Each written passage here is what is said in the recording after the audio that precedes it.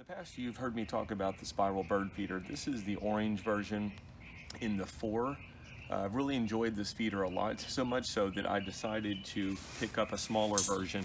And this time I went with the non-painted color. So I just thought I would unbox it here just to give you a better look at what that version looks like.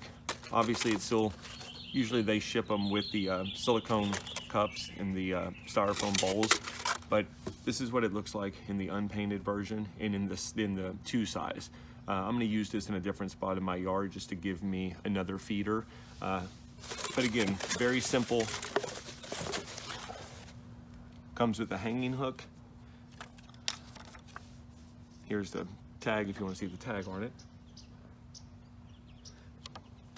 But pretty much, you know, you can use the bolt, run the bolt through the middle, or you can just use the arm, which is actually probably what I'm going to do this time.